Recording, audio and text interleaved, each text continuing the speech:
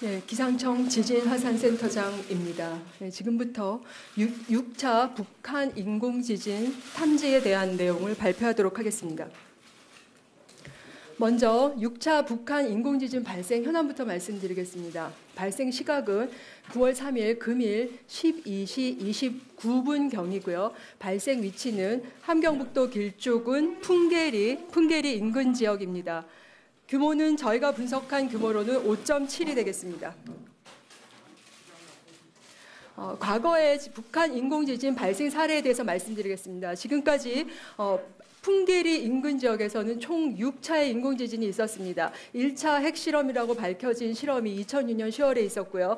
그때가 3.9 이후로 2차부터 5차까지 3차와 4차의 4.9와 4.8 비슷한 규모를 제외하고는 계속해서 추정 규모가 지금 증가하는 모습을 보여주고 있고요. 발생 위치는 계속해서 2차부터 저희가 6차 분석한 인공지진까지 모두 포함해서 함북, 길주, 풍계리 인근 지역이 되겠습니다.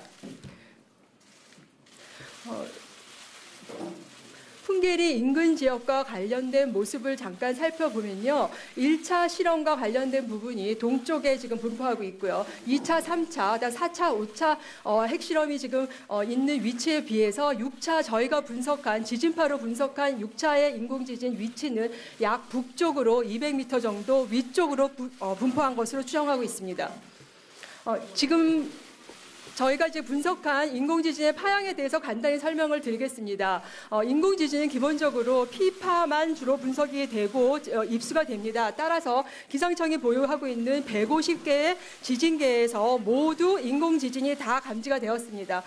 지금 요거 조금 상세하게 보면요. 최초의 관측은 현재 지금 속초에 약 52초 정도 발생한 시각으로부터 약 52초가 지난 후에 속초 관측소에서 지금 감지가 됐고요. 속초 관측소 외에도 기본적으로 저주파이기 때문에 광대역 관측소 외에도 단주기 관측소라든가 가속도 관측소까지 포함해서 전국적으로 규모의 차이가 있지만 다 인공지진으로 분석이 되었습니다.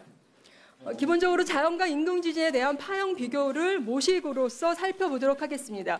자연지진은 잘 아시고 있는 바와 같이 로컬 규모식을 계산하게 됩니다. 로컬 규모식은 기본적으로 P파가 나타난 이후에 수초가 지난 후에 S파가 나타남으로써 P파와 S파를 사용하는 로컬 규모식을 계산해서 저희가 자연지진을 발표하게 됩니다.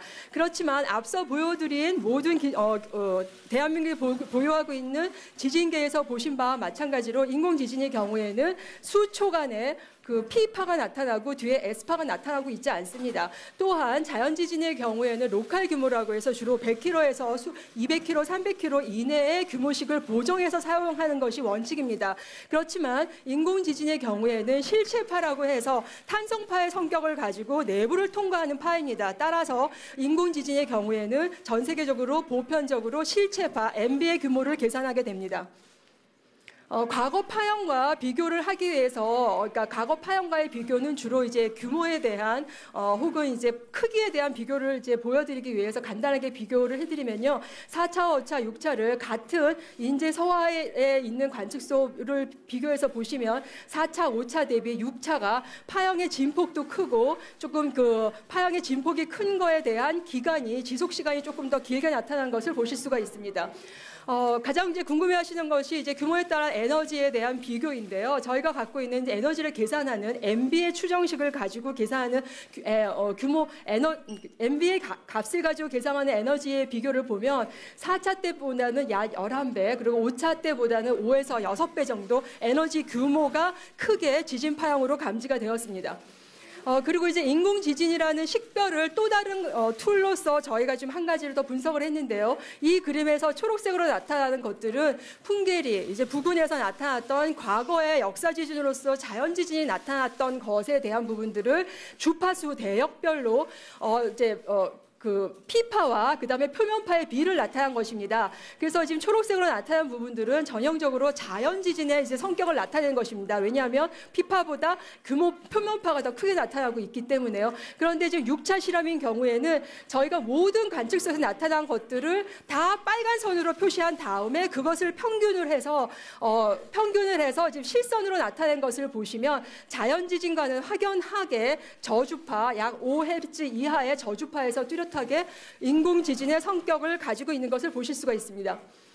그리고 또 한 가지 이제 자연 지진이냐 인공 지진에 대한 부분을 저희가 분석하기 위해서 보통 지진원에 대한 분석을 지진 파형을 가지고 하게 됩니다. 그래서 보통 이제 주양 이동 아래 이제 세 가지에서 보시면 이제 지진원에 대한 분석은 과연 땅 속에 있는 지각의 힘이 어떻게 받았는지를 나타나는 것입니다. 그래서 보통 주양 이동 단층이라든가 역단층이라든가 이런 부분들은 자연 지진에서 지각이 단층이 어긋나지는 부분을 볼 수 있는 거거든요. 그런데 이번에 6차 실험에 의한 경우를 저희가 관측소에 대해서 다 분석을 해보니까 발파의 성격을 가지고 있습니다.